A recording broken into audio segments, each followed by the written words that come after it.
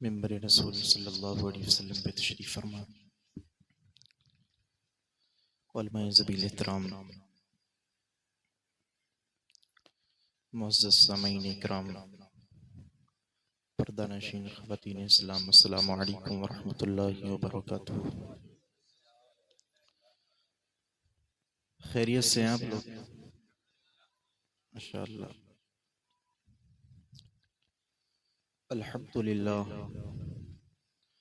الحمدللہ الذی فضل سیدنا و مولانا محمد صلی اللہ علیہ وسلم علی العالمین جميعا وأقامه يوم القيامة للمذنبين المتلوثين الخطائين الهالكين شفيعا، أما بعد فأعوذ بالله من الشيطان الرجيم، بسم الله الرحمن الرحيم، إن أكرمكم عند الله أتقاكم، صدق الله مولانا العظيم، وبلغنا رسوله النبي الأمين المتين الكريم، ونحن على ذلك لمن الشاهدين والشاكرين والذاكرين والحمد لله رب العالمين۔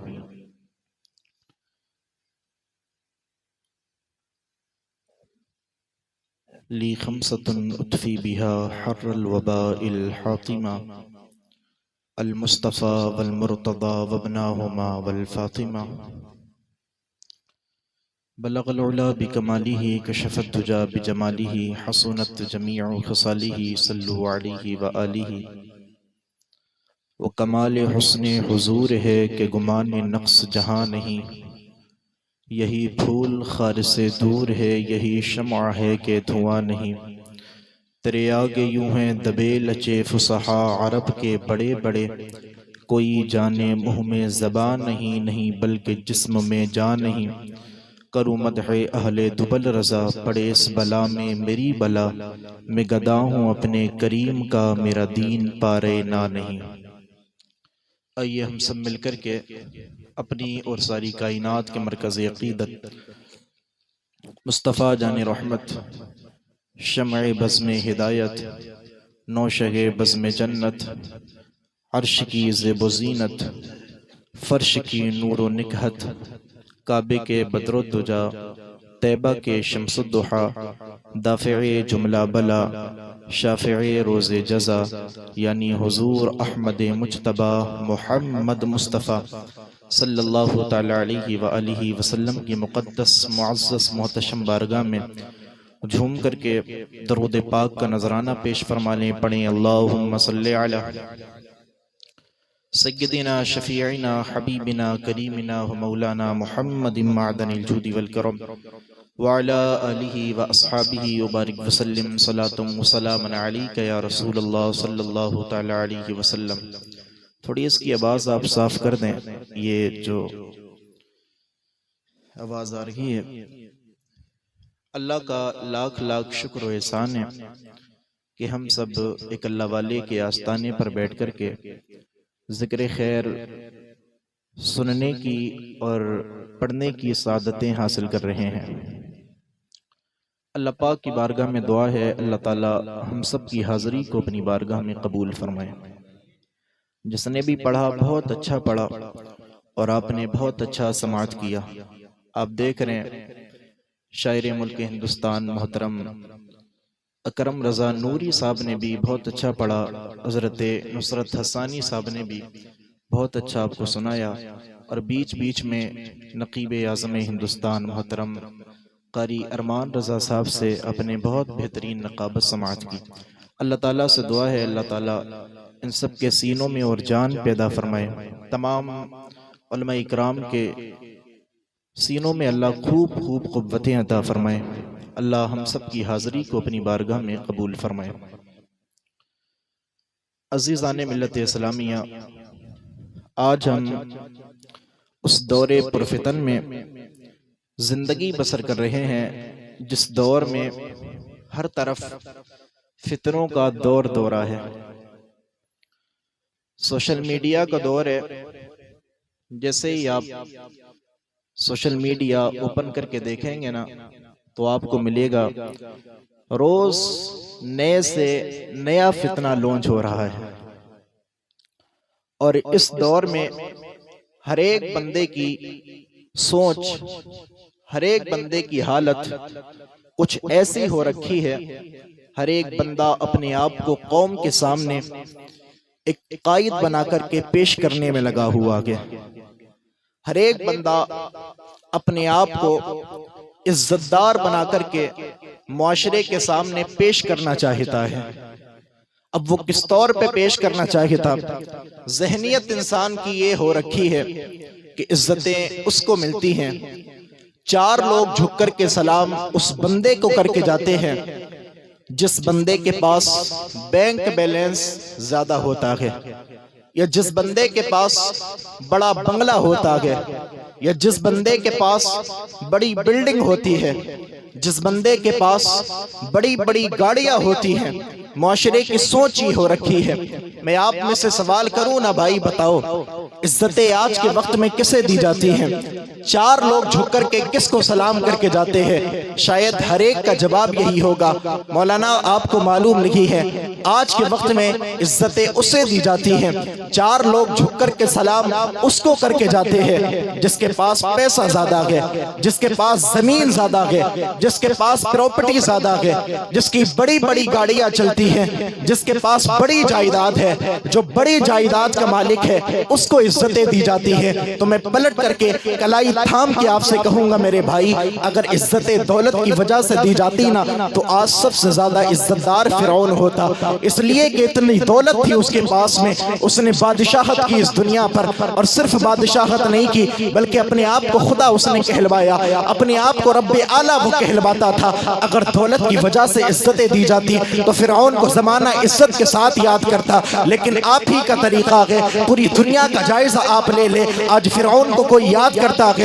تو خیر کے ساتھ یاد نہیں کرتا ہے بلکہ برائی کے ساتھ یاد کرتا ہے۔ اگر آپ کا سوال یہ ہے عزتیں اس کو دی جاتی ہے جس کے پاس پیسہ زیادہ ہوتا ہے، جو بادشاہ ہے وقت کا، اس کو عزتیں دی جاتی ہے، تو آپ سے کہوں گا آج فرعون اگر عزتیں دولت کی وجہ سے دی جاتی ہے تو آج اس وقت میں نمرود عزت دار ہوتا، اس لیے کہ معلوم ہے آپ کو نمرود کے پاس کتنی دولت تھی، خدا کی قسم اتنی دولت تھی بلکہ اس نے خدائی کا دعویٰ کیا کہ اس کے دربار کا قانون تھا، کوئی اس کے دربار میں آتا تھا تو پہلے اس کو سجدہ کرنا پڑتا تھا، اگر سجدہ نہیں کرتا تھا انٹری نوٹ اویلیبل، اس کے دربار میں داخل نہیں ہو سکتا تھا۔ اگر دولت کی وجہ سے عزتیں دی جاتی تو نمرود کو زمانہ عزت کے ساتھ یاد کرتا، لیکن نمرود کو بھی کوئی بھی عزت کے ساتھ یاد کرنے تیار نہیں ہے۔ اگر دولت کی وجہ سے عزتیں دی جاتی تو شداد کو زمانہ عزت کے ساتھ یاد کرتا، اس لیے کہ شداد وہ بادشاہ گزرا ہے جس کے پاس بڑی دولت تھی، جس نے دنیا میں جنت بنا ڈالی تھی،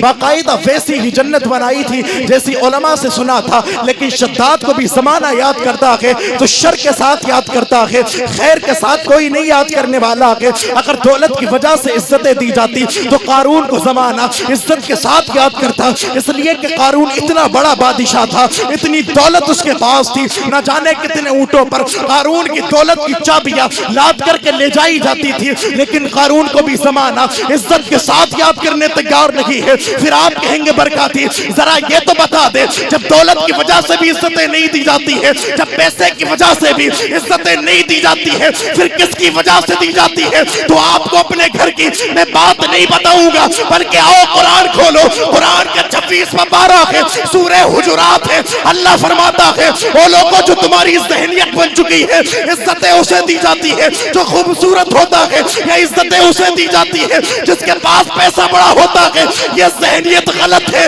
عزتیں انہیں نہیں دی جاتی جو دولت والے ہوتے ہیں، بلکہ قرآن کہتا ہے ان اکرمکم عند اللہ یتقاکم، عزتیں اسے دی جاتی ہے جو متقی ہوتا ہے، اور خدا کا اعلان ہے جو جتنا زیادہ متقی ہوگا اتنا ہی بڑا عزت دار بن جائے گا۔ زندہ باد، زندہ باد، بہت اچھا، کیا بات ہے، بہت اچھا، زندہ باد، بہت اچھا، ہائے ہائے ہائے، زندہ باد، زندہ باد، نعرے تکبیر، نعرے حضرت کیا رسالت، مسلک اعلی حضرت، مسلک اعلی حضرت، عرص مقدس، عرص مقدس، نعرے تکبیر، نعرے رسالت۔ سمجھ میں تو آ رہا ہے نا آپ کے؟ ذرا بولیے گا سبحان اللہ۔ ہاں ہم بریلی شریف کے ہیں، تھوڑی سی فطرت میں شامل ہے، آپ بولیں گے تو ہم کچھ کہیں گے آپ سے۔ تو میں عرض کر رہا تھا یہ ہماری سوچ جو ہو رکھی ہے نا کہ عزت دار وہ ہے جس کے پاس بڑا پیسہ ہے یا بڑی دولت ہے، اور ذہنیت ایسی ہو گئی حضرت کہ دولت والے کو عزتیں دی جاتی ہیں، ہر انسان دولت کا متمنی ہو گیا، ہر انسان نے دولت کو مطلوب جان لیا، اس کا طالب ہو گیا، اور یہ دولت میں ایسا آگے بڑھا اب اس دولت کے آگے کسی کو نہیں دیکھتا، آگے کسی کو نہیں دیکھتا۔ یہ بھی ہمارے معاشرے کی کہانی ہے صاحب، ہمارے معاشرے کی۔ جب یہ دولت آئی نا، جب سے اس دولت کی محبت ہمارے دل میں آئی، ہم نے اپنوں کا خون کرنا شروع کر دیا۔ ہاں سچی بات ہے، آپ دیکھ لیں بچپنے کا دور تھا ہمارا، اگر چھوٹے بھائی کو کوئی کچھ کہہ دیتا نا تو بڑا بھائی جان دینے کے لیے تیار رہتا تھا کہ تیری مجال کیسے ہو گئی کہ تو نے میرے بھائی سے کچھ کہہ دیا۔ لیکن کیا بات ہے، جیسے جیسے جوان ہوا، اب جیسے ہی دولت نے گھر کیا نا اس کے دل میں، اب جو چھوٹے بھائی کے لیے جان دینے کو تیار رہتا تھا اب وہی چھوٹے بھائی کی جان لینے کے لیے تیار ہو گیا۔ وجہ کیا ہے؟ تو وجہ یہی ملے گی کہ دولت کی محبت کو دل میں ہم نے جمع کر لیا کہ ہاں یہ سوچ ہماری ہو گئی، ہمیں نہیں مطلب صاحب کہ حرام کی آئی ہے یا حلال کی آئی ہے، جبکہ میرے نبی نے ارشاد فرمایا لوگوں کم کھانا لیکن حلال کا کھانا، کم کھا کر کے گزارا کر لینا لیکن حرام کی طرف ہاتھ نہیں بڑھانا۔ بلکہ میں نے پڑھا میرے نبی نے فرمایا اگر کوئی بندہ جس کے پاس 9 درہم اس کی جائز کمائی کے ہوں اور 1 درہم حرام کمائی کا ہو، میرے نبی فرماتے ہیں ان 10 درہم کو ملا کر کے اگر کوئی بندہ ایک جوڑ کپڑا لے، ان کپڑے کو پہن کر کے نماز پڑھے، حضور نے فرمایا اس کی کوئی نماز اللہ کی بارگاہ میں قبول نہیں ہوگی۔ لیکن بس ہمارا ذہن یہ بنا کہ دولت آئے کسی طرح سے، ایک ہنگامے محشر ہو تو بھولوں اس کو، سینکڑوں باتوں کا رہ رہ کے خیال آتا ہے۔ یہ ذہن بنی، ظلم کرنے کی بات آئی ہم نے ظلم بھی کر دیا، مظلوم بنا کر کے رکھا۔ جبکہ میں کہتا ہوں ظلم کی کہانی بہت لمبی نہیں ہوتی میرے بھائی، بہت لمبی نہیں۔ اور میرے نبی نے ارشاد فرمایا اللہ ظالم کو پسند نہیں کرتا ہے۔ میرے نبی نے ارشاد فرمایا کل قیامت کے میدان میں ایک صف مظلوموں کی ہوگی، ایک صف ظالموں کی ہوگی، میں محمد ظالموں کی صف میں نہیں ہوں گا بلکہ مظلوموں کی صف میں ہوں گا۔ پھر فیصلہ خود کر سکتے ہیں کہ کرم کدھر برسے گا، کرم ادھر برسے گا، خدا کی رحمتیں ادھر برسیں گی جدھر آمنہ کا لال کھڑا ہوگا۔ ہم نے ظلم کرنے کی بات آئی، ہم نے کسی کے سگا بھائی حضرت دوسرے بھائی کی زمین پر سانپ بن کر کے بیٹھا ہوا ہے، کیا بات ہے، کیا خیال نہیں آتا؟ میں کہتا ہوں ظلم کی کہانی بہت لمبی نہیں ہوتی۔ وہ ایک بادشاہ نے نا اپنا محل بنایا، ذرا سن لیں آپ، ہاں درد دل میں آپ کے سامنے رکھ رہا ہوں۔ ایک بادشاہ نے محل تیار کرایا اور نہ اس نے اپنے وزراء کو حکم دیا کہ محل کو ایسا شاندار طریقے سے بنایا جائے، ایسا شاندار طریقے سے کہ لوگ دور دور سے میرے محل کی زیارت کرنے کے لیے آئیں۔ پیسے والا تھا، بنا سکتے تھے۔ ہاں کیا مطلب ہے، ہمارے یہاں کے امیروں کو بس اپنی حویلی چمکنا چاہیے، چاہے یتیم فاقے سے مر رہا ہو۔ اس نے کہا اتنی شاندار طریقے سے بناؤ کہ لوگ دیکھنے کے لیے آئے میرا محل۔ اب وزراء کو حکم دیا، انہوں نے بنا دیا بڑے شاندار طریقے سے، اس کے محل کو تیار کیا نا، اتنا عالیشان وہ بنگلہ بنا دیا۔ اب لوگ دور دور سے زیارت کرنے آنے لگے۔ اب بادشاہ کو فخر ہو گیا کہ شہر میں جیسا میرا محل ہے ویسا کسی اور کا محل نہیں ہے۔ اس کے محل سے ہوا کیا، لوگ جب دیدار کرنے کے لیے آتے نا اس کے محل کو دیکھنے کے لیے، اس کی زیارت کرنے کے لیے، تو ایک بوڑھی خاتون بھی زیارت کرنے کے لیے آئی ہے۔ اس کا کوئی پرسان حال نہیں تھا، نہ اس کا دنیا میں کوئی بیٹا تھا، نہ اس کا کوئی شوہر تھا، نہ اس کی کوئی اولاد تھی۔ اس نے کیا کیا، اس نے سوچا بادشاہ کا محل بہت بڑا ہے، اس محل سے ایک ٹیک لگا کر کے میں اپنی جھوپڑی بنا لیتی ہوں اور اس جھوپڑی میں رہنے لگوں گی، میرا کام آسان ہو جائے گا۔ اس بوڑھی عورت نے جھوپڑی بنا لی، اس میں وہ رہتی رہی، لیکن لیکن اتفاق سے ہوا ایسا کہ وہ بوڑھی خاتون کسی کام سے اپنے گاؤں گئی نا، اب شہر میں اپنی جھوپڑی کو چھوڑ کر کے گئی ہے، لیکن جب شہر میں جھوپڑی کو چھوڑ کر کے گئی نا، اس ظالم بادشاہ نے کیا کیا، اپنے وزراء کو حکم دیا کہ میں سفر کرنا چاہتا ہوں، میں سیر کرنا چاہتا ہوں، سیر و تفرج کے لیے میں باہر جانا چاہتا ہوں۔ اب وزراء نے کہا جیسا آپ کا حکم آقا، اس بادشاہ کو لے کر کے نکلے گے، یہ سیر و تفرج کے لیے شہر میں نکلا گے، اپنے محل سے جیسے ہی گزرا نا، اس نے کیا دیکھا کہ ایک جھوپڑی بنی ہوئی ہے، اس میں کوئی رہتا ہے، لیکن فی الحال وہاں پر کوئی موجود نہیں ہے۔ اس بادشاہ نے اپنے ایک وزیر سے کہا تھا کس کی مجال ہو گئی ہمارے دربار سے ٹیک لگا کر کے جھوپڑی کس نے بنائی ہے؟ ایک وزیر نے کہا حضور ایک بوڑھی آئی تھی، اس کا کوئی پرسان حال نہیں ہے، اس نے آپ کے محل سے ٹیک لگا کر کے ایک جھوپڑی کو بنا لیا ہے، اسی میں رہتی ہے، یہیں پر کھانا پینا کرتی ہے۔ اس بادشاہ کو ترس نہیں آیا کہ اس نے کہا کس کی مجال ہو گئی اس کی جھوپڑی کو ہٹایا جائے۔ خدا کی قسم بوڑھی کی غیر موجودگی میں اتنا کام ہوا کہ اس بادشاہ کے کہنے پر اس کے وزراء میں سے ایک وزیر نے اس کی جھوپڑی کو ہٹا دیا کہ لیکن جیسے ہی وقت گزرا کہ اب کچھ دن کا فاصلہ گزرا، کچھ دن کا عرصہ گزرا کہ اب بوڑھی جو گاؤں گئی تھی وہ جب شہر میں آئی ہے، اس نے دیکھا کہ جہاں پر اس کی جھوپڑی تھی اب جھوپڑی نظر نہیں آتی ہے، بوڑھی چیخ مار کر کے رونے لگی ہے اور لوگوں سے پوچھتی ہے او لوگوں یہ تو بتا دو یہاں پر تو میری جھوپڑی تھی، یہاں پر تو میری کٹیا تھی، میں تو اس میں رہا کرتی تھی، لیکن میری جھوپڑی کہاں چلی گئی ہے؟ خدا کی قسم اتنا کہا نا لوگ بتانے لگے کہ او بوڑھی عورت جو تو جھوپڑی بنا کر کے گئی تھی، بادشاہ کا گزر ہوا کہ اس نے جھوپڑی کو ہٹا دیا کہ تیری جھوپڑی کے نام و نشان تک نہیں رہا ہے۔ اس بوڑھی نے آسمان کی طرف دیکھا تھا اور دیکھ کر کے روئی تھی۔ میں آپ سے کہتا ہوں لوگوں جب مظلوم آہ نکالتا ہے، جب مظلوم کی دعا نکلتی ہے تو باب اجابت سے ٹکراتی ہے۔ اس خادمہ نے اس بوڑھی عورت نے آسمان کی طرف دیکھا تھا اور دیکھ کر کے کہا تھا میرے مالک میں تو غیر حاضر تھی، میں تو موجود نہیں تھی، لیکن تو کہاں چلا گیا تھا؟ اتنی بات کا کہنا تھا۔ اللہ نے فوراً جبریل کو حکم دیا کہ اور جبریل زمین پر چلے جاؤ اور بادشاہ جو اس محل میں رہتا ہے پورا محل اس کے رہنے والوں پر اور پلٹ دیا جائے۔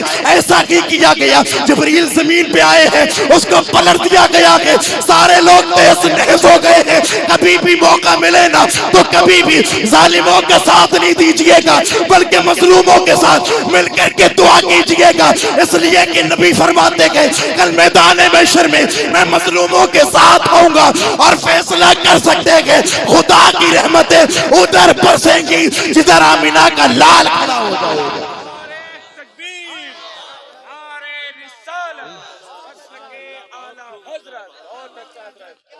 ہاں جی کبھی بھی ہونا تو کبھی کسی مظلوم کی آہ مت لینا۔ میں کہتا ہوں کہ اگر بینک بیلنس مضبوط ہے نہ کسی کا، مالی اعتبار سے کوئی مضبوط ہے تو پردھان بھی اس کا اپنا ہو جاتا ہے، آگے بڑھ کر کے کہوں نا تو ایم ایل اے بھی اس کا ہو جاتا ہے، پردھان منتری تک اس کا ہو جاتا ہے۔ اس لیے کہ لوگوں کو کیا چاہیے؟ دنیا وہ دے دیتا ہے، سب ہو جاتے ہیں، لیکن ظالم کا کبھی خدا نہیں ہوتا ہے۔ خدا اسی کی دعا کو قبول کرتا ہے جس کے دل سے دعا نکلتی ہے، آہ نکلتی ہے۔ ابھی آپ نے نہیں دیکھا بالکل قریب کا واقعہ ہے، جو ظالم بنے بیٹھے تھے ارمان بھائی، جو امریکہ کہہ رہا تھا مارو ہم دیں گے، لیکن خدا نے چھوٹ دی ہوئی تھی چل کر لے کب تک کرے گا، لیکن جب خدا نے پکڑ کی نا تو ایک طرف آگ ہے ایک طرف برف ہے، ادھر جائیں گے تب بھی موت ہے، ادھر جائیں گے تب بھی موت ہے۔ وہ جب پکڑ کرنے پر آتا ہے نا تو پھر ایک لنگڑے مچھر سے وقت کے بادشاہ کو مروا دیا کرتا ہے۔ اس کی پکڑ بہت سخت ہے، اس کی پکڑ سے بچیے گا۔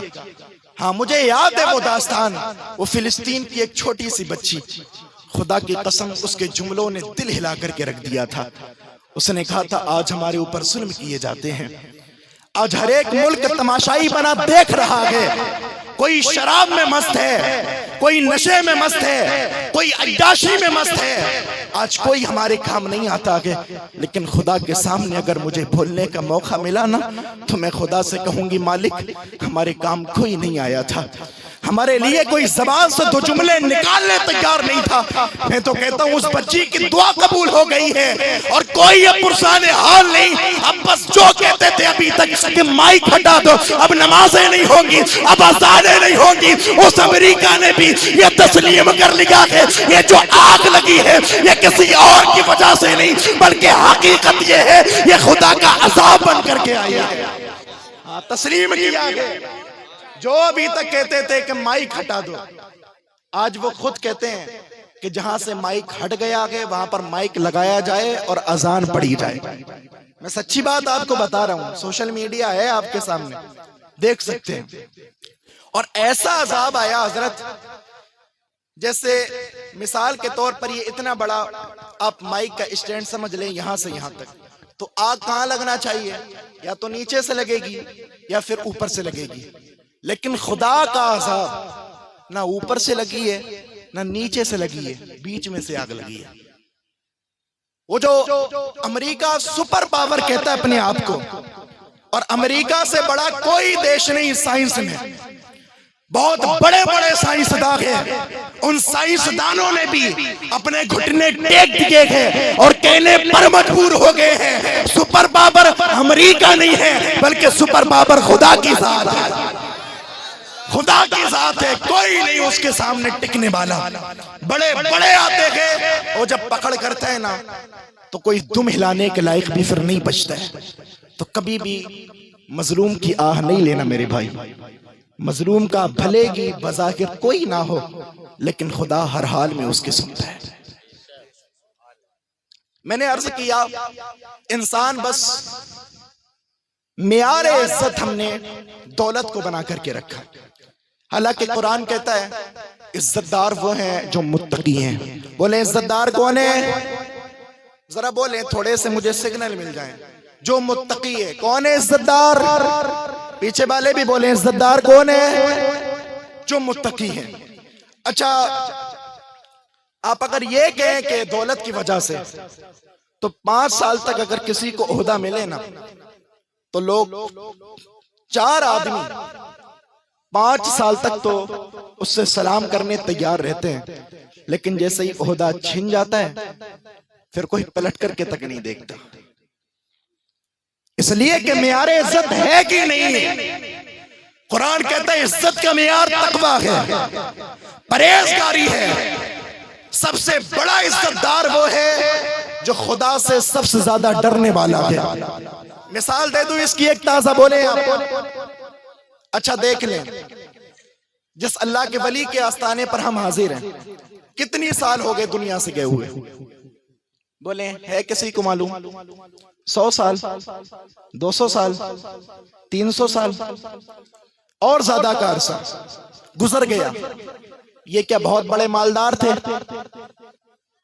بہت زیادہ زمین تھی کیا ان کے پاس؟ یا بہت ان کے پلاٹ بڑے تھے؟ تلہر میں بھی تھا, شاہجہاں پور میں بھی تھا, بریلی میں بھی تھا. تو آپ کو ملے گا کچھ نہیں تھا. صرف ایک جھوپڑی تھی, ایک مصلی تھا, ایک لوٹا تھا, وضو کیا, وقت پر نماز کو ادا کر لیا. یہی حال رہتا ہے. اور بڑھ کر کے دیکھیں, سرکار غریب نواز ہندوستان آئے, کیا لے کر کے آئے تھے؟ کیا فوجیوں کا قافلہ تھا؟ نہیں, صرف ایک مصلی تھا, ایک قرآن مجید تھا اور ایک لوٹا لے کر کے آئے تھے. لیکن آج سرکار غریب نواز کو کتنے سال ہو گئے؟ 800 سال ہو گئے. لیکن زمانہ جیسے کل یاد کرتا تھا آج بھی ویسے کی یاد کرتا ہے. کیا غریب نواز کے بڑے بڑے پلاٹ تھے؟ نا. زمانہ صرف اس لیے یاد کرتا ہے کیونکہ وہ خدا سے ڈرنے والے تھے, خدا کو محبوب رکھنے والے تھے. وہ خدا و رسول کے سامنے کسی اور کو ترجیح نہیں دیتے تھے, بلکہ کوئی بات آتی تھی تو فیصلہ کرتے تھے کدھر کی مانی جائے. مانی ادھر کی جاتی تھی جدھر خدا کی رضا ان کو حاصل ہوتی تھی. یہی وجہ ہے. باقی ہمارا ذاتی رشتہ کوئی نہیں ہے, لیکن زمانہ آج بھی یاد کرتا ہے, اور عزت کے ساتھ. ادھر دیکھیں بھائی, عزت کے ساتھ. سرکار غریب نواز کو صرف ہم ہی یاد نہیں کرتے, وہ بھی یاد کرتے ہیں جو مندر بتاتے ہیں. सब जाते वहां पर और याद करते, फूल चढ़ाते के ये इज्जतें अगर दुनिया वालों की दी हुई होती तो चंद सालों में खत्म हो सकती है। इसलिए कि जब दुनिया वाले इज्जत देते हैं, किसी को 5 साल तक दी जाती है, किसी को 10 साल तक दी जाती है, किसी के पास जब तक ओहदा रहता है जब तक तो इज्जतें दी जाती है, लेकिन जैसे कि ओहदा चला जाता है अब कोई मुड़ करके सलाम तक नहीं करता है। ये दुनिया वालों का इज्जत का मेयार होता है, लेकिन जब इज्जतें खुदा की तरफ से दी जाती है तो ऐसी इज्जत दी जाती है कि क़यामत तक उसकी इज्जत को बरकरार रखा जाता है। नारे तकबीर, नारे रिसालत, मसलके आला हजरत हजरत मौलाना तहसीन बरकाती साहिब किबला। बहुत अच्छा। अगर खुदा की तरफ से, मैंने अर्ज किया कि इज्जत का मेयार कुरान ने तकवा बताया है। तकवा जमात मुत्तकीन को। अच्छा, मुत्तकी किसे कहा जाता है? बस थोड़ी सी बात और करना है, बेदार हो तो कह दें सुभान अल्लाह। दिल लग रहा है आपका? जबरदस्ती तो नहीं कर रहा हूं मैं। हाँ बता देना आप, आदत है नहीं वो वाली के आपके ऊपर से गुजरने लगे। कुरान ने कहा मुत्तकीन है। अब मुत्तकी किसको कहा जाता है? नमाज पढ़ने वाले बंदे को कुरान ने मुत्तकी नहीं कहा है, सिर्फ नमाजी कहा है। क्या कहा है बोले आप? रोजे रखने वाले को कुरान ने मुत्तकी नहीं कहा, सिर्फ रोजदार कहा है। हज करने वाले बंदे को कुरान ने मुत्तकी नहीं कहा है, बल्कि हाजी कहा है। शरीयत में उसको हाजी कहा गया है, मुत्तकी उसको नहीं कहा गया। फिर मुत्तकी किसको कहा जाता है? तो पढ़िएगा इमाम गजाली को और बड़े बड़े मुजतहिदीन उलमा को, फरमाते मुत्तकी सिर्फ नमाजी को नहीं कहा जाता, मुत्तकी सिर्फ रोजे रखने वाले को नहीं कहा जाता, या मुत्तकी सिर्फ हज करने वाले को नहीं कहा जाता। तो आप बताएं ना किसको कहा जाता है? फरमाया गया मुत्तकी उसको कहते हैं जो अल्लाह का खौफ अपने दिल में रखता है। अल्लाह का खौफ।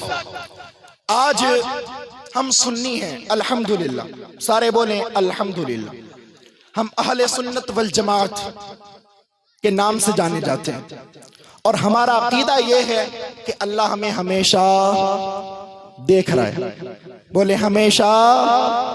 और हमारा अकीदा यह है कि हुजूर भी हमें अपनी तुरबत मुबारक से देख रखे हैं। है ना अकीदा? है अकीदा? तो ये अकीदा फिर उस वक्त कहाँ चला जाता है जब अजान हो रही होती है, सब नमाज के लिए जा रहे होते हैं, हम फोन की स्क्रीन पर नीम बरहना लड़कियों की तस्वीर देखते हैं, तब कहां चला जाता है? मैं कुछ नहीं कहूंगा, हर बंदा अपने गिरबान में झांके। मैं खुद अपने आप को खंगालता हूं, आप भी जरा सोचें। हमारा अकीदा है कि खुदा हमें हमेशा देख रहा है, और जो यकीनी है हमेशा, इसलिए कि नस्से क़तई से साबित है। कुरान में अल्लाह ने फरमाया अल्लाह तुम्हारे दिल में जो खतरात चलते हैं ना उनसे भी वाकिफ है।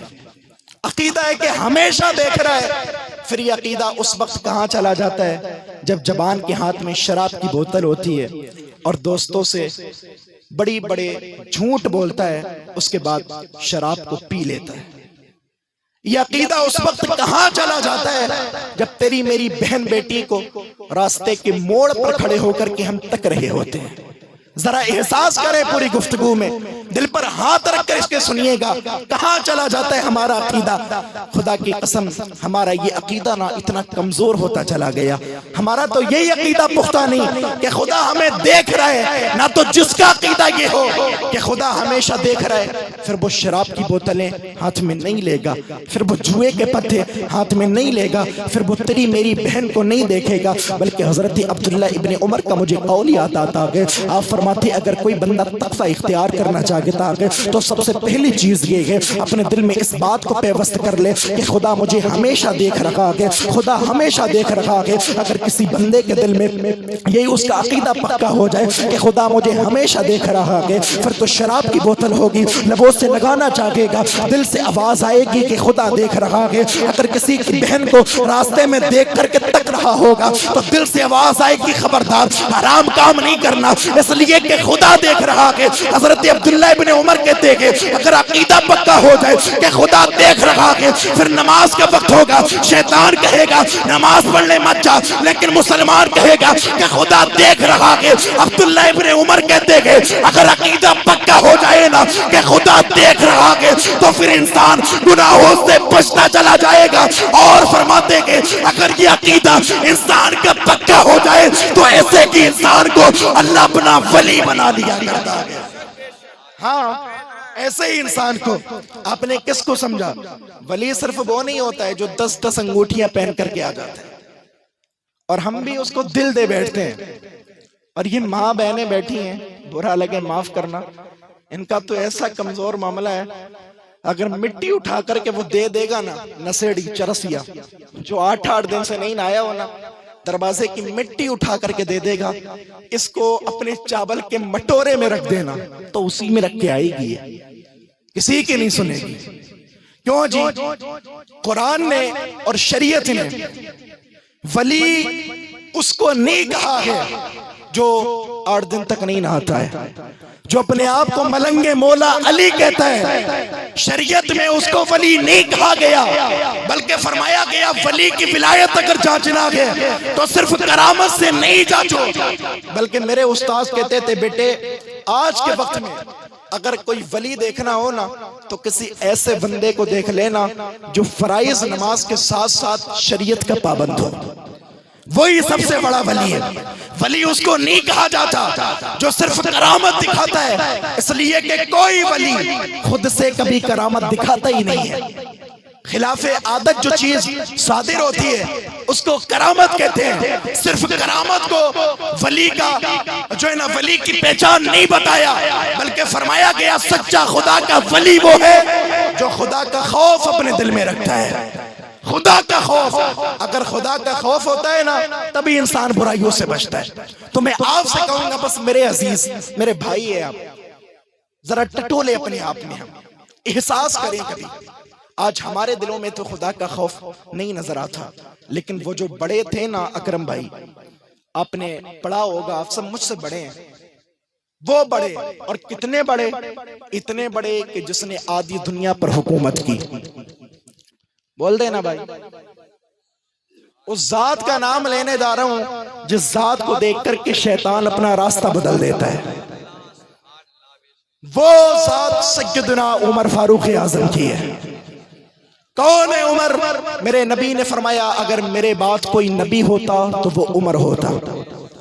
عمر وہ ہے کہ شیطان عمر کو دیکھ کر کے راستہ کاٹ دیتا ہے، راستہ بدل دیتا ہے۔ اور میں ایک جملہ کہتا ہوں کہ سارے صحابہ میرے مصطفیٰ کے مرید ہیں، لیکن حضرت عمر میرے مصطفیٰ کی مراد ہیں۔ حضرت عمر کو مانگا خدا سے میرے نبی نے، وہ حضرت عمر ہیں کہ کفر جن کا نام سن کر کے تھر تھر کانپنے لگتا ہے، اتنے بڑے بادشاہ کہ آدھی دنیا پر آپ نے حکومت کی، لیکن خدا کا خوف کیسا؟ اگر کوئی قرآن میں وہ آیت تلاوت کرتا نا کوئی قاری جو عذاب کے تعلق سے قرآن میں نازل ہوئی ہیں تو حضرت عمر فاروق اعظم بے ہوش ہو جاتے، خدا کے خوف سے بے ہوش ہو جاتے، وقت کے خلیفہ ہیں۔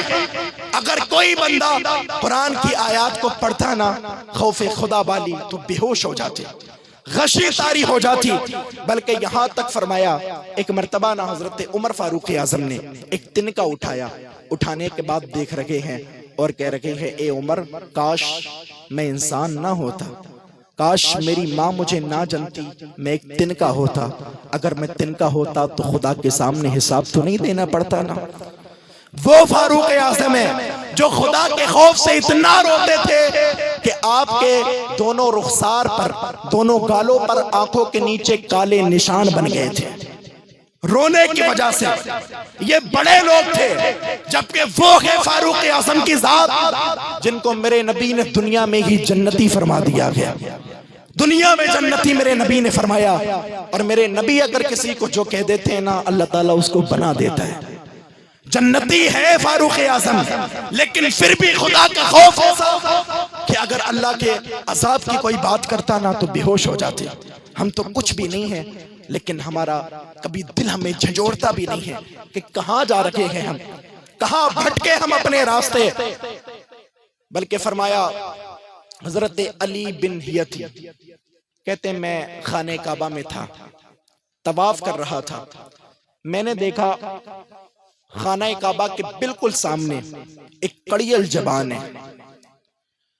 اور خانہ کعبہ کے سامنے اپنے سر کو سجدے میں رکھے ہوئے گئے، اور رکھنے کے بعد اللہ سے ایک دعا کر رہا گیا، اور وہ دعا کیا کرتا ہے؟ میرے مالک میرے گناہوں کو معاف کر دے، اگر گناہوں کو معاف نہ کرے تو کل حشر کے میدان میں مجھے اندھا کر کے اٹھانا، اندھا کر کے،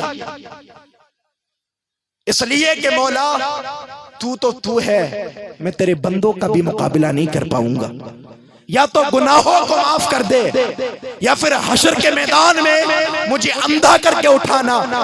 کہتے ہیں کہ جب وہ یہ دعا کر رہا تھا اس کی آواز میں درد ایسا تھا، اس کی آواز ایسی تھی ہر ایک بندے کو اپنی طرف مائل کر رہی تھی، کھینچتی ہوئی لے جا رہی تھی۔ کہتے ہیں سب بندے طواف روک دیا سب نے، اور اس بندے کی طرف کو بڑھے۔ جمع غفیر موجود ہو گیا کہ کوئی بڑا گنہگار ہوگا، کوئی بڑا خطاکار ہوگا، تبھی تو اللہ سے دعا کرتا ہے کہ مالک میدان محشر میں اندھا کر کے اٹھانا۔ حضرت علی بن حیتی کہتے ہیں جب اس بندے نے، اس جوان نے اپنا سر سجدے سے اٹھایا نا تو ہمارے پیروں کے نیچے کی زمین نکل گئی۔ کہتے ہم تو سوچ رہے تھے کوئی بہت بڑا گنہگار ہوگا، لیکن جب اس بندے نے سر کو سجدے سے اٹھایا نا تو کوئی اور نہیں، پیروں کے پیر شیخ عبد القادر جیلانی کی ذات تھی۔ کون ہے یہ غوث پاک؟ اگر یہ مہر نہیں لگاتے ہیں، اللہ ولی نہیں بناتا کسی کو، لیکن خوف کا یہ عالم، کہتے ہیں مالک یا گناہوں کو معاف کر دے یا میدان محشر میں اندھا کر کے اٹھانا۔ اتنے بڑے ولی ہونے کے بعد جبکہ مجاہدے کیے آپ نے، نہ جانے کتنی سال آپ نے جنگلوں میں گزارے، دن بھر روزے سے رہتے، رات بھر قرآن کی تلاوت کرتے، دوران طالب علمی میں آپ نے اپنے نفس کو کچل کر کے رکھا، لیکن خدا کے خوف سے اتنا روتے ہیں، کہتے میرے مالک میرے گناہوں کو معاف کر دے، اگر تو گناہوں کو معاف نہ کرے تو کل میدان محشر میں مجھے اندھا کر کے اٹھانا۔ وہ جبان میں تجھ سے پوچھنا چاہتا ہوں پھر ہم کس خام خیالی میں ہیں، ہم کس خواب غفلت میں سو رکھے ہیں؟ میں آپ سے پوچھتا ہوں وہ جو بڑے تھے وہ تو خدا کے خوف سے اتنا ڈرتے تھے، اس کے سامنے کھڑے ہونے سے اتنا ڈرتے تھے، مالک تیرا مقابلہ نہیں کر پائیں گے، اس لیے کہ عمل نہیں ہے، جبکہ دنوں رات خدا کو دیے تھے انہوں نے۔ ہمارے پاس کچھ نہیں ہے، نہ تو وقت میں نمازیں ہم پڑھ پاتے ہیں، نہ رمضان کے مہینے کے ہم روزے رکھ پاتے ہیں، پھر بھی فخر کے ساتھ کہتا ہے کہ میں خدا اور رسول کے ماننے والا کو، پھر بھی بندہ کہتا ہے کہ اولیاء کا دامن نہیں چھوڑیں گے۔ اور میرے عزیز میں تجھ سے کہوں گا تو کر چھوڑے گا جب تو نے پکڑا کی لگی ہے۔ سچی محبت وہ نہیں ہوتی ہے کہ صرف عقیدت کی جائے، حقیقت کو بھی تسلیم کیا جاتا ہے اور حقیقت کو بھی تسلیم کیا جاتا ہے۔ سچا اولیاء کا وفادار وہ نہیں ہوتا ہے جو یاد کرتا ہے، بلکہ سچا وفادار وہ ہوتا ہے جو ولی کی سیرت کو اپنا آئیڈیل بنا لیتا ہے، بے شک بے شک، حق اس کی سیرت پہ عمل کرتا ہے۔ تو یہ کب ہوگا؟ آج بھی پلٹ کر کے آؤ، بس میں آخری بات کر رہا ہوں، ذرا اور بول دیں۔ ہمارے یہاں پر جب کوئی سبحان اللہ بولتا ہے نا تو اللہ اسے 90 نیکیوں کا حقدار کر دیتا ہے۔ ضرورت ہو تو بول دیں، کوٹا فل ہے تو کوئی مطلب نہیں۔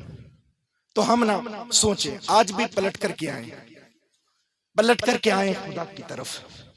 یہ دنیا کی محبت، دنیا میں مست ہم جو ہو کر کے رہے نا، جبکہ حضرت لقمان علیہ السلام نے اپنے بیٹے کو نصیحت کی تھی، انہوں نے کہا تھا بیٹے یہ دنیا ہے نا، بہت غور سے سنیے گا یہ بات، کہتے ہیں یہ جو دنیا ہے نا یہ بہت گہرا سمندر ہے۔ حضرت لقمان نے کہا یہ بہت گہرا سمندر ہے، نہ جانے کتنے بڑے بڑے اس سمندر میں غرق ہو گئے۔ حضرت لقمان کہتے ہیں اگر اس گہرے سمندر سے پار ہونا ہے نا تو خوف خدا کی کشتی تیار کر لو اور اس میں بھراؤ، ایمان خدا بندی کا کر لو اور توکل والے راستے پر اس کو چلاؤ تاکہ تم نجات پا جاؤ، ورنہ کوئی طریقہ نہیں ہے اور نجات پانے کا۔ اس دنیا کی حقیقت کچھ نہیں ہے میرے عزیز، 50-60 سال کے چکر میں آخرت کو برباد کرنے والے ہم ہو گئے۔ ہم ذرا سوچیں یار، یہ دائمی زندگی نہیں ہے، یہ تھوڑی سی مختصر ہے۔ اب میں تقریر کر رہا ہوں آپ کے سامنے، میں اپنے گھر پہنچوں گا یا نہیں پہنچوں گا کوئی بھروسہ نہیں ہے کہ کب حضرت اسرائیل علیہ السلام سے ملاقات ہو جائے، اور وہ جب ملاقات کرتے ہیں تو اپنا ہی بنا کے لے جاتے ہیں، کب آ جائیں وہ کوئی بھروسہ نہیں۔ تو یہ زندگی جس کا کوئی بھروسہ نہیں، اس زندگی کو اچھا بنانے کے لیے اگر ہم خدا کو ناراض کر بیٹھیں گے تو بتاؤ یہ عقل مندی والا کام ہے کیا؟ یہ تو بے وقوفوں والا کام ہوتا ہے نا، کہ وہ بڑی زندگی خراب کر دی اور یہ چھوٹی سی زندگی میں مست ہو گئے۔ یہ بہت لمبی ٹکنے والی نہیں ہے۔ وَلَن يُؤَخِّرَ اللَّهُ نَفْسًا إِذَا جَاءَ أَجَلُهَا، اللہ کہتا ہے جب وقت مقررہ پورا ہو جائے گا نا تو تمہاری رسی کو کاٹ دیا جائے گا، منقطع کر دیا جائے گا، اور تمہیں بھیجنے کا دنیا میں بھیجا اس کا بھی کوئی مقصد ہے۔ الذی خلق الموت والحیات لیبلوکم ایکم احسن عملا، اللہ کہتا ہے ہم نے جو موت اور حیات کا سسٹم رکھا ہے نا یہ چیک کرنے کے لیے، آزمانے کے لیے کہ کون جا کر کے کتنی محبت ہم سے کرتا ہے۔ یاد رکھیے گا، بس ایک بات پوری گفتگو کا نچوڑ میں اب عرض کر دیتا ہوں آپ کے سامنے، صرف ایک بات لے کر کے اٹھیے گا۔ مجھے نہیں مطلب کہ آپ مجھے اچھا کہیں گے، برا میں ہوں ہی نہیں اچھا، سب سے گناہگار میں ہوں آپ سب میں، لیکن یہ بات ضرور یاد رکھیے گا کہ ایک دن موت آنا ہے ہمیں، اور جب موت آئے گی تو پھر حشر کے میدان میں خدا کے سامنے ہمیں جواب دینا ہے۔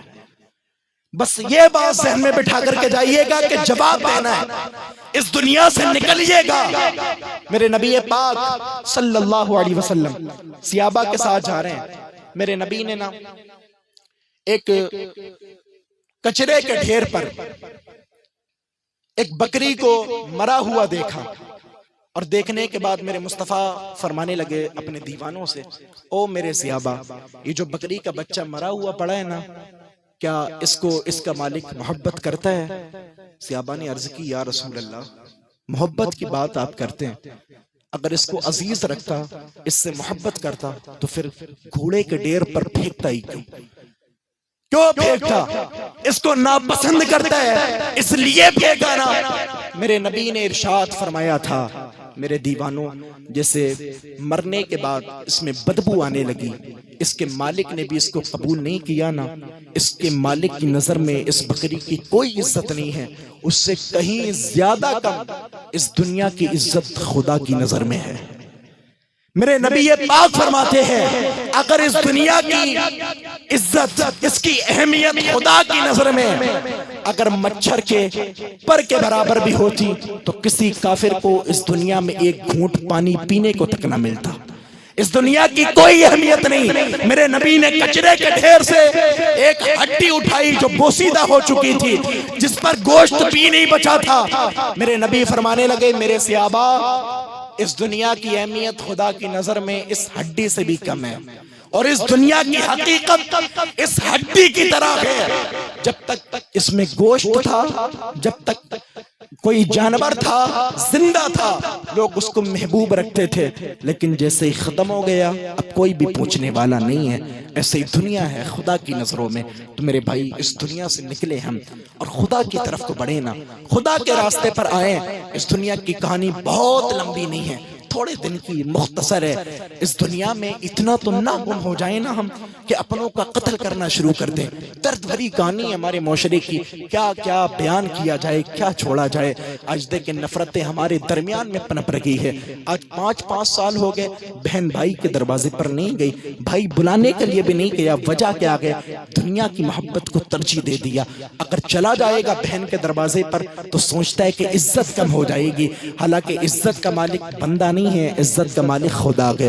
عزت ہی خدا دیتا ہے، ذلیل بھی خدا کرتا ہے، لیکن ذہنیت یہ ہو گئی کہ جاؤں گا تو لوگ کیا کہیں گے۔ اور معاف کرنے والا بھی ایسا ہو گیا، وہ بھی جب تک معاف نہیں کرتا ہے ہمارے معاشرے کا کہ جب تک بڑی پنچایت نہیں کروا لیتا ہے۔ لوگ دیکھیں گے نا اس نے مجھ سے کچھ کہا تھا تو پنچایت میں بدلہ بھی تو لینا ہے نا مجھے، میں بڑا ہوں، 2-4 جوتے بھی تو لگانا ہے۔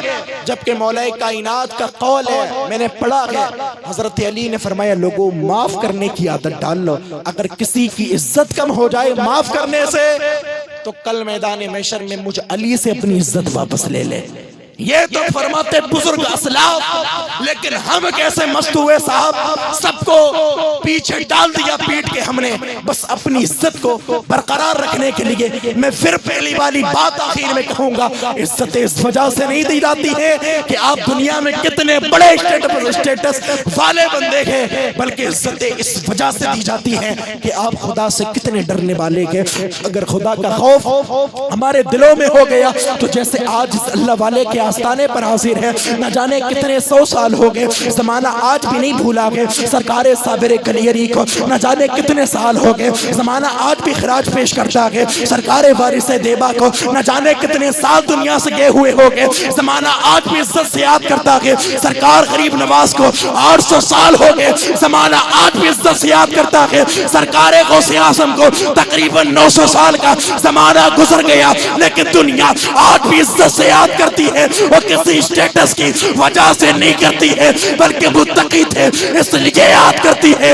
اگر ہم چاہے نا کہ خدا ہمیں عزت عطا کر دے تو خدا سے ہم جستجو بڑھا لیں، اس سے لون لگا لیں، اللہ اگر عزت دے دے گا تو کوئی دنیا کا پھر ذلیل نہیں کر سکتا ہے۔ اللہ تعالیٰ ہم سب کو ساری باتوں پہ عمل کرنے کی توفیق عطا فرمائے، جو بھی دوران گفتگو ہوئے ہوں اغلاط معاف فرمائیں ان کو رب کائنات۔ السلام علیکم ورحمۃ اللہ وبرکاتہ۔ استغفر اللہ ربی من کل ذنب واتوب الیہ۔ السلام علیکم۔